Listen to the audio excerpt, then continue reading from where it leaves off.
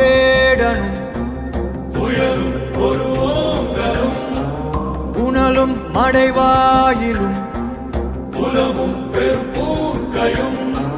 புலரும் இருள்வானமும்